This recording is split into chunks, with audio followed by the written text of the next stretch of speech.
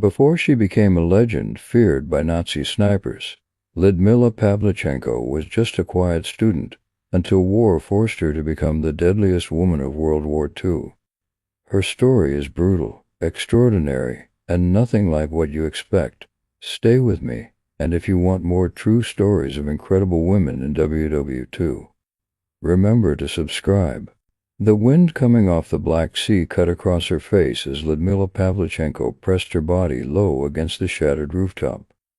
Broken bricks scraped her elbows, dust clung to her sleeves, and the bitter smell of smoke drifted up from the burning streets below. Somewhere beyond the city, artillery thundered like a giant beating its fists against the earth. Odessa trembled with every blow. Lyudmila inhaled slowly. Then she went perfectly still. Through the narrow circle of her scope, the world shrank to a single precise point, a group of German soldiers pushing forward in a tight formation. Their boots pounding the pavement like a drumline of doom. They had no idea someone had already marked them for death. They had no idea her eyes were fixed on them with the steadiness of a hunter who had already measured the distance. The angle, the wind, and their fate. One shot, she told herself, that's all I need. The rifle felt heavy, almost alive in her hands, as if absorbing every ounce of tension around her. She tightened her grip, let her breath fall into its slow practiced rhythm, and squeezed the trigger. A sharp flash lit the rooftop. A single round cut through the thick air. Down below, one of the Germans stumbled mid-step, his body folding sideways before he hit the ground. Chaos flared instantly, shouts, confusion, boots scuffling as they searched for an enemy they could not see. Lyudmila didn't stay to watch. She had already rolled smoothly to the next firing position, moving with the speed of muscle memory and survival instinct. A counter shot cracked against the rooftop edge, spraying brick chips past her cheek. She didn't flinch. Her heartbeat didn't even spike. She had learned a long time ago that fear wasted time, and wasted time got you killed. Her next target revealed himself in the swirl of dust and motion, a German officer standing tall, barking orders, waving his arm for his men to fan out. He thought authority would save him. He thought shouting loudly enough could stop death itself. He never understood that the moment he straightened his back, he became the brightest silhouette in Lyudmila's world. She lined him up. The world went quiet. The gun fired. Silence followed, brief but sharp. She didn't need to look. She knew, too, she whispered. Yet this part of her story is not about the numbers. It's not even about the kills. It's about what she felt when she ducked back behind a collapsed brick wall to reload, just for a heartbeat. She was no longer the feared sniper of the Red Army. She was a 24-year-old woman who used to study history, who once dreamed of writing books instead of destroying bodies, who once loved libraries more than rifles. War had dragged her out of her classroom, handed her a weapon, and said, "Your country needs you now."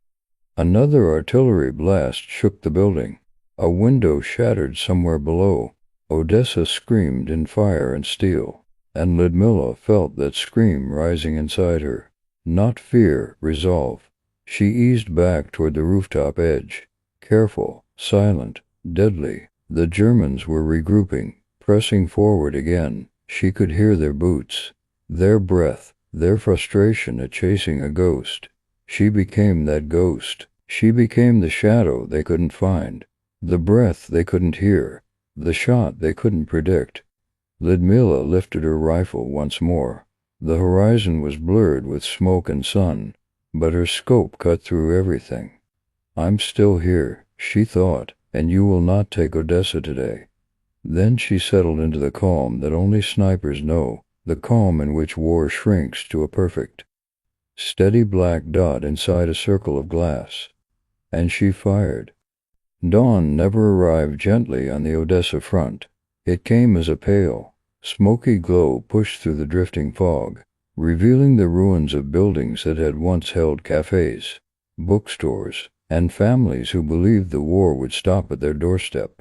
Lyudmila Pavlichenko moved through this broken landscape with the quiet assurance of someone who no longer separated danger from routine. Every street, every doorway, every shadow carried the weight of a possible kill or a possible death. She had been fighting for months. Her kill count had risen from a handful, 2 dozens, to the kind of numbers that caused even veteran officers to glance at her rifle with a mixture of awe and disbelief. But what they didn't see was the cost behind each shot. Every time she lifted her weapon, she carried the faces of her comrades, the dreams she had abandoned, and the constant whisper that tomorrow she might not be here to take another breath. That morning, Lyudmila crawled into a concealed nest her unit had constructed during the night, a collapsed apartment balcony overlooking the industrial district. Scattered furniture and broken glass made the position uncomfortable, but she had learned long ago that comfort was a luxury for people far from the front. She steadied her rifle on a mound of bricks and scanned the horizon. It didn't take long. German infantry were advancing again, creeping between gutted walls and overturned trucks, trying to secure a route deeper into the city. These weren't the reckless rushes she had picked apart the day before. They were cautious now. Staying low, moving smart, war was teaching them too.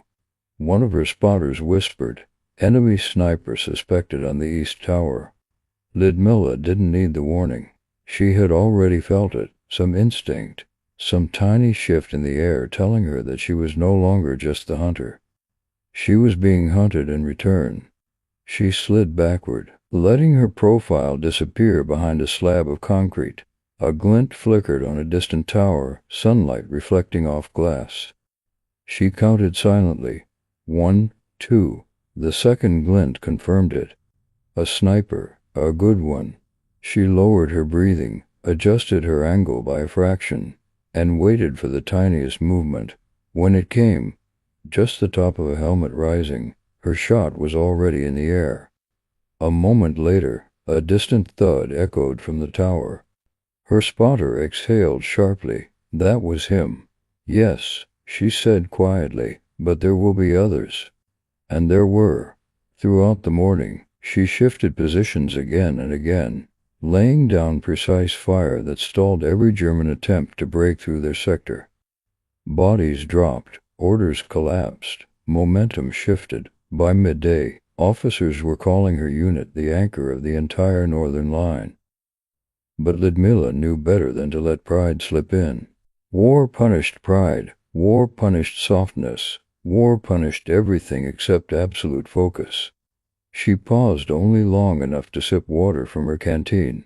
Her hands trembled for half a second, not from fear, but from exhaustion pushing at the edges of her resolve. She had barely slept in 3 days. "Hey," one of her comrades whispered, offering a ration biscuit. "Eat something." She shook her head. Later. She didn't want food. She wanted time. Time to breathe. Time to think. Time to remember who she was before all this. But time was another enemy. A sudden explosion rocked the building, sending dust raining from the ceiling. The Germans had begun shelling again. Her squad scrambled for cover as the sky erupted into fire and debris. But Lyudmila, even through the chaos, lifted her rifle once more. Her expression hardened, her voice steady. "If they want Odessa," she said, "they'll have to come through me." And with that, she returned to the scope, returning to the only place in the world where everything made sense. A single bullet, a single target, and the thin line between life and death. The siege wore on, grinding Odessa into dust and memory. But Lyudmila Pavlichenko refused to bend. Each day bled into the next. Smoke-filled skies, scorched earth, the metallic smell of destroyed machinery lingering like a second skin. Yet amid all that ruin, she held her rifle with the same unwavering calm, as if the weapon had become an extension of her will. Every shot she took now was not just defense. It was declaration. It was defiance.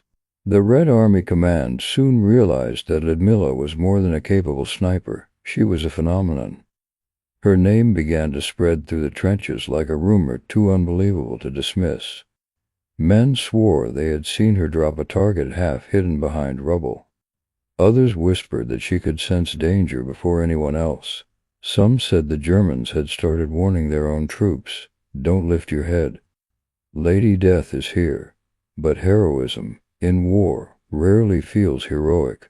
On one brutally hot afternoon, Lyudmila and her platoon moved through a half-collapsed residential block to secure a safer firing position. This part of the city had once been a neighborhood filled with children, market stalls, and open windows where potted plants absorbed the summer sun. Now, everything looked skeletal, window frames charred, roofs split open like wounds, entire walls missing as if a giant had clawed them down. "Careful," one of her comrades murmured. The enemy was spotted regrouping in the next block. Lyudmila nodded silently, stepping over a shattered doorframe. She paused when she noticed a faded photograph lying face up on the floor, a young family smiling in peaceful days long gone. She picked it up gently, brushing dust off the edges before placing it on a nearby shelf, perhaps a gesture to remind herself that she was still human, not merely a weapon. Moments later, gunfire erupted outside. The squad sprinted to cover. Lyudmila crawled toward a broken window and spotted the Germans advancing with renewed aggression. These weren't cautious scouts or frightened infantry. These were battle-hardened troops determined to break Odessa once and for all. Their movements were sharp, coordinated, deadly confident. She steadied her rifle on the window ledge. Another sniper duel began. A German marksman hid behind a stone bench, firing in measured bursts to pin her down. She tracked his movements, reading the rhythm of his shots. Timing, she reminded herself, is everything. She waited for his next burst, 1, 2, 3, then leaned out just far enough to catch the side of his helmet. She squeezed the trigger. The shot rang true, but this duel was different from the ones before. For the first time, Lyudmila felt something strange press against her ribs, not fear, but a faint sense of her own mortality. She had survived close calls before, had fought exhaustion, hunger, and shellfire, but today felt different. Today felt heavier. A shell exploded on the street below, rocking the entire building. Dust filled her lungs. A beam cracked above her head. Her squad shouted orders she barely heard through the ringing in her ears. She kept her eyes locked forward, scanning for more movement. Then she saw it. Just a flicker at first. A German soldier dashed between two ruined storefronts, hauling something over his shoulder. A machine gun. If he set it up, her squad would be shredded within seconds. Lyudmila repositioned, but the angle was terrible. She slid along the floor, ignoring the shards cutting into her knees, and reached another window. The soldier was already mounting the weapon. Her hands moved faster than her thoughts. She fired. The machine gunner collapsed, the weapon clattering harmlessly to the ground. Her squad exhaled in relief. "You saved all of us," one of them murmured, but Lyudmila didn't answer. She simply stared out at the burning horizon, knowing this was only the beginning. Odessa would fall. It was inevitable, and when it did, she would face the next battle, the next city, the next wave of soldiers. Because war was far from over, and Lady Death was just getting started. The fall of Odessa was not a single moment. It was a slow, crushing realization that spread through the ranks like a cold fog. Orders came down in fragmented whispers: evacuate, regroup, retreat. Every soldier understood what that meant. They were not abandoning the fight. They were being pulled toward an even larger battlefield. Lyudmila Pavlichenko gathered her rifle, her pack, and the pieces of herself that had cracked under months of constant pressure. She left the city the way she had fought in it, quietly, deliberately, without allowing grief to slow her steps. The next destination was Sevastopol. If Odessa had been brutal, Sevastopol would be hell carved into stone. Situated on the cliffs of Crimea, the fortress city became the final wall between the German army and the Black Sea. Lyudmila arrived with thousands of exhausted defenders, many wounded, many haunted, but all determined to hold the line no matter the cost. As her transport ship approached the harbor, smoke rose from distant hills like dark pillars. Naval guns thundered from the coast. Aircraft roared overhead, leaving trails of fire in their wake. The sea itself seemed to tremble. A fellow soldier standing beside her murmured, "If we live through Sevastopol, we'll live through anything." Lyudmila adjusted the strap of her rifle. "Then we'll live," she replied. The city swallowed her immediately, narrow trenches twisting like veins, underground bunkers carved into limestone, barricades of sandbags and twisted metal. There was no quiet here. Even the nights were alive with gunfire and explosions. The air tasted of dust, oil, and fear. Her new sniper unit assigned her to defend the northern sector. From her position on a rocky cliff, she could see the German army stretching across the landscape like a relentless tide. Tanks crawled forward inch by inch. Artillery thundered without mercy, and infantry surged in waves that seemed almost endless. But Lyudmila adapted quickly. She studied every ridge, every shadow, every predictable habit of enemy troops. Soon her rifle spoke again, calm, steady, deliberate. German advances stalled wherever her scope lingered. Officers learned to duck. Machine gunners fell before they could lift their barrels. Scouts vanished before they could send reports. And then came the duel. The Germans, frustrated by the losses she inflicted, dispatched their own elite snipers to hunt her down. It became a deadly chess match played across bombed-out cliffs and shattered trenches. Shadows traded shots in the dusk.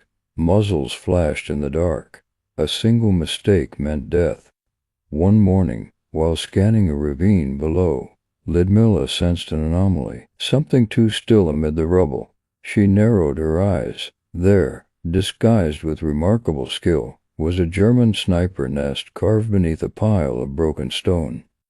A lesser soldier might have missed it entirely. She waited. Minutes passed. Dust floated lazily in the sunlight. Her breathing slowed. Then the sniper shifted, barely, just a twitch of a sleeve. Her shot cut through the air. Silence. She exhaled. Her spotter whispered, "That's 28 enemy snipers you've taken out." Lyudmila didn't smile. There will be more. And she was right. In the days that followed, the Germans intensified their assault. The cliffs shook from the impact of artillery. Trenches collapsed. Medics ran themselves ragged, pulling wounded soldiers from the rubble. Through it all, Lyudmila continued firing, her count rising into triple digits. Then beyond, her name grew heavier with every kill, not out of pride, but out of the grim reality that she was becoming a symbol the Red Army desperately needed. But fame did not shield her from danger. One afternoon, as she moved between positions, a mortar shell exploded nearby. Shrapnel tore into her side. She fell hard, pain flooding her vision with white fire. Her comrades rushed to her, dragging her into a bunker as bullets cracked overhead. "You're hit," a medic shouted. Lyudmila's jaw clenched. "I can still fight." But she couldn't, not this time. The wound was deep, and for the first time since the war began, Lady Death was forced to leave the battlefield. The moment Lyudmila Pavlichenko opened her eyes in the field hospital, the war felt strangely distant. The world was quiet here, too quiet. No artillery shaking the earth, no rifles cracking in the distance, no desperate shouts echoing through trenches, only the soft hum of lanterns and the muted steps of overworked nurses. For the first time in months, she was not on a rooftop, not in a trench, not pressed against the dirt fighting for another breath. She was lying on a cot, wounded, frustrated, and alive, but survival came with a price. When the doctors removed the shrapnel from her side, they told her the truth. She could not return to the battlefield. Not yet, not. One of the Red Army's deadliest weapons was stuck behind the lines, helpless. "Let me go back," she told the surgeon. He shook his head. "You will die within hours. You've already given more than most ever will." But the words offered little comfort. To Lyudmila, the greatest pain was not the wound, it was the distance. The feeling of being cut off from the men she had fought beside, from the city she had sworn to defend, from the war that refused to loosen its grip on her conscience. News drifted into the hospital like distant echoes. Sevastopol was collapsing. Units were falling back. Casualties were overwhelming. Every update tightened the knot in her chest. One evening, a nurse approached her bed. "You have visitors." Two officers entered, their uniforms dusty, their expressions carved from exhaustion. They saluted her with solemn respect. "Comrade Pavlichenko," one said, "your service is no longer confined to the battlefield. You have become a symbol. The people know your name. The soldiers draw strength from your story." Lyudmila frowned. "A symbol doesn't stop bullets." "No," he replied, "but a symbol can inspire thousands who do." Then came the unexpected order. Lyudmila was to be evacuated from the front, transferred away from Crimea before Sevastopol fell entirely. She protested loudly, but command insisted. Her survival was now considered strategically vital.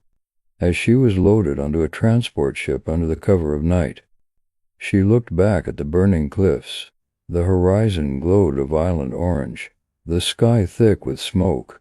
Somewhere out there, soldiers she knew were still fighting, still dying, still holding the line she had once defended with her rifle and her resolve. She whispered a promise into the wind. "I will not let your sacrifice be forgotten." But the war had something else in store for her. When she reached the mainland, she expected reassignment, perhaps training new snipers, perhaps working intelligence. Instead, she was summoned to Moscow. Confusion mixed with suspicion. She had done nothing wrong. She had not retreated willingly. Why Moscow? The answer arrived in a single sentence from a major who briefed her in a small, dimly lit office. "You are being sent to the United States." Lyudmila stared at him. "America? Why?" "To represent the Soviet Union," he explained, "to show the world the courage of our soldiers. You will meet officials, speak to press, rally support. You will show them that our fight is their fight too." A public tour, a political mission, a sniper turned ambassador. It felt absurd. But then she remembered Sevastopol, the flames, the screams, the men holding impossible lines with empty rifles. If her voice could bring aid, if her presence could shift foreign hearts, then perhaps this was another kind of battlefield. And so Lady Death prepared for a new war, not fought with bullets, but with words, cameras, and the weight of her story. As she boarded the aircraft that would carry her across the ocean, she glanced at her reflection in the small window. A scar ran down her cheek, still fresh. Her eyes, once filled with the fire of the front, now carried something deeper, a determination to make sure her fallen comrades were never forgotten. "America won't know what to make of me," she murmured. But she was wrong. America would never forget her. When Lyudmila Pavlichenko stepped off the aircraft onto American soil in 1942, she felt the unfamiliar sensation of being watched not as a soldier, but as a spectacle. Reporters crowded behind the ropes, cameras flashing like bursts of artillery, microphones thrust toward her as if they were weapons of another kind. She had expected curiosity, but nothing like this, nothing like the tidal wave of attention that greeted her. In Moscow, she had been told she was now a symbol in America. She became a phenomenon. Her uniform caught every eye. Her medals glimmered under the sun. But it was her scarred cheek, her steady gaze, and the quiet force she carried that truly shook the room wherever she walked. The American press didn't know what to make of her. A 25-year-old woman with 309 confirmed kills? It sounded like something out of fiction. And yet, there she was. She began her tour in Washington, D.C., stepping onto the stage of a packed auditorium. A sea of faces stared back: politicians, officers, citizens, foreign diplomats, newspapermen ready to scribble her every word. Eleanor Roosevelt herself welcomed her with a warm, grounded presence that cut through the chaos. It was the First Lady who first said, "America must hear her story." Lyudmila spoke simply, directly. She described the siege of Odessa, the fall of Sevastopol, the endless hours on the front line. She spoke of hunger, exhaustion, courage, and the cost of every single victory. But she did not boast. She never spoke of her kills unless asked. And when they asked, she answered with the same unflinching honesty she had carried through the trenches. "I only did what any soldier would do," she told them. "I protected my country." But America wanted fire. They wanted emotion. They wanted something to shake them awake from the distance of a war they watched from across an ocean. One moment became legendary. During a press conference, a reporter smirked and said, "Isn't it true, Miss Pavlichenko, that women should stay home and let the men do the fighting?" The room went silent. Lyudmila leaned to the microphone, her voice steady as steel. "I am 25 years old, and I have killed 309 fascists. Do you not think, gentlemen, that is enough for a woman?" The auditorium erupted. That sentence raced across America like wildfire. She had captured the nation not by acting like a curiosity, but by confronting ignorance with absolute, measured truth. Her days became a whirlwind of speeches, interviews, factory visits, and meetings with soldiers preparing to deploy. She shook hands with young men who looked at her with awe, as if courage might be contagious. She met mothers who whispered thanks with trembling voices. She met veterans who saluted her with solemn respect. Yet even in these moments of applause and admiration, something inside her remained anchored to the battlefields she had left behind. At night, in hotel rooms far from gunfire, she would sit by the window and stare into the dark, imagining the cliffs of Sevastopol lit by artillery fire, imagining the faces of comrades who would never walk into a bright room again. America lifted her up, but the memories held her firmly on the ground. She missed the weight of her rifle, the cold wind on her face, the clarity of a battlefield where everything made sense, where right and wrong were measured in inches and seconds.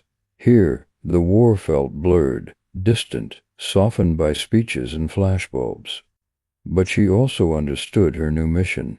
Her voice was now a weapon, one that could bring supplies, allies, and support to the men and women still fighting. If sharing her story meant saving even one life, she would speak as loudly as the world required. And so she stood on stages across the United States, under the waving American flag, carrying the memory of Sevastopol in every breath, knowing that this strange new battlefield demanded a different kind of strength. Lady Death had traded rooftops for podiums, bullets for words, but her resolve remained exactly the same. She would not stop fighting. The applause in America slowly faded behind her as Lyudmila Pavlichenko returned to the Soviet Union. The cheering crowds, the bright lights, the reporters shouting questions, all of it vanished the moment she stepped back into the gray, exhausted heartbeat of a nation still fighting for its life. War did not pause for anyone, not even for a soldier who had become a global symbol. When she arrived at the front, she felt the change immediately. The battlefield had evolved. The lines had shifted. Faces she remembered were gone, some reassigned, many buried. A cold wind swept over her as she walked through the encampment. And for the first time since her return, she felt the weight of everything she had seen in America colliding with the brutal reality before her. Soldiers stopped and stared. Some saluted. Others whispered her name with a mix of pride and disbelief. "Lady Death, she's back," one of them murmured, But Lyudmila didn't feel like a legend. She felt like a soldier who had been gone too long. She reported to her commanders, expecting to be reassigned to active duty, ready to return to her rifle, ready to settle into the familiar rhythm of stillness and breath and trigger. But instead, she was told something that struck her harder than any German bullet had. "You will not return to combat." She thought she had misheard. "Comrade, I am approved for duty. My record." "Your record is exactly why." The officer interrupted. "You are more valuable alive than dead. The Soviets need your voice, your image, your story. We need heroes who inspire the living, not martyrs buried in frozen soil." She stood motionless, stunned. They were taking away the only world where she knew exactly who she was. Her rifle, the partner that had been with her through 309 confirmed kills, was removed from her care. New, inexperienced recruits, barely men, crowded into her barracks begging for advice, for training, for guidance. Instead of lying on rooftops under fire, she found herself demonstrating how to breathe between heartbeats, how to calculate drop, how to wait for the perfect moment. She watched them go out to the front, trembling with pride and fear, and each time one of them didn't return, she felt something twist inside her, something sharp, something that asked whether teaching them was enough. One evening, as she stood outside the training camp, she overheard two young snipers talking. "Do you think she misses it?" one asked. "Being out there?" The other laughed softly. "You don't get 309 kills by accident. She isn't built for teaching. She was built for war." Lyudmila looked up at the sky. Snowflakes drifted down, catching in her dark hair. The battlefield felt both impossibly close and unbearably distant. But fate wasn't done with her. As the war intensified, commanders began to assign her to morale operations. She visited hospitals, speaking to wounded soldiers who clutched at survival with shaking hands. She toured factories, where women worked relentless shifts building the weapons the front depended on. Everywhere she went, people straightened their shoulders the moment they saw her.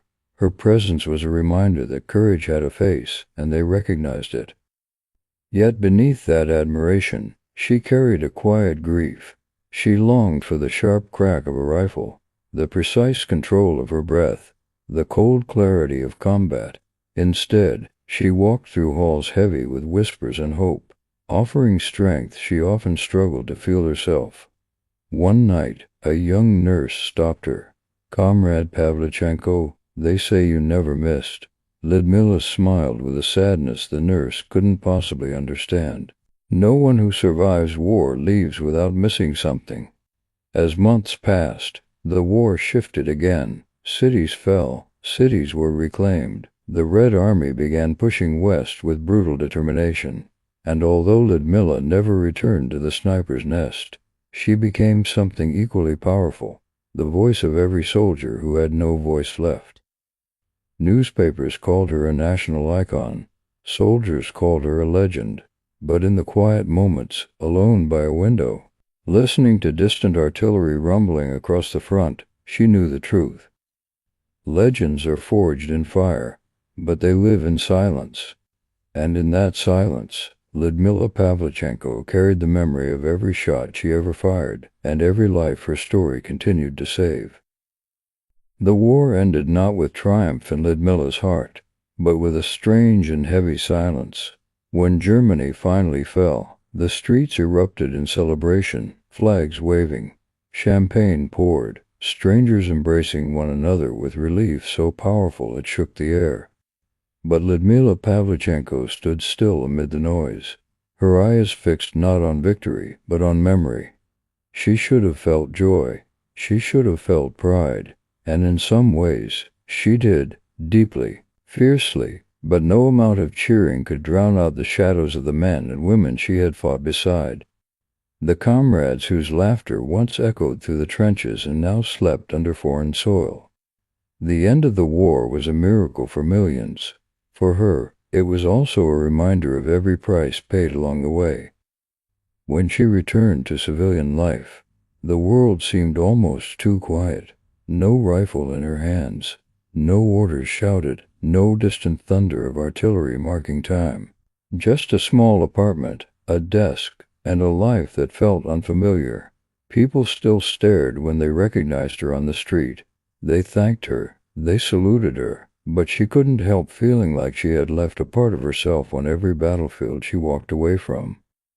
She was only 29, and she was already a legend. Invitations came from universities, military academies, and historians who wanted her insight.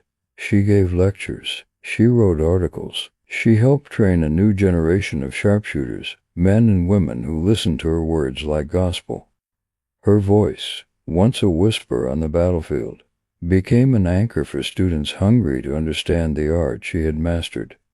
But behind that expertise lay something deeper, something quieter, a desire to ensure that no one walked blindly to the horrors she had faced. Yet even as the years passed, the war never fully left her. In the stillness of early mornings, she would sometimes feel the ghost weight of her rifle against her shoulder. She would stand by the window, watching the city slowly wake, and imagine the crack of a well-aimed shot slicing through silence. The instincts remained, the memories remained, the discipline remained, and above all, the question remained: who was she, now that she no longer hunted death on rooftops? One day, a young journalist visited her, barely 20, earnest, nervous, with a notebook shaking in his hands.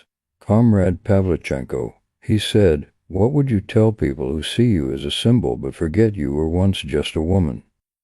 She studied him for a long moment before answering.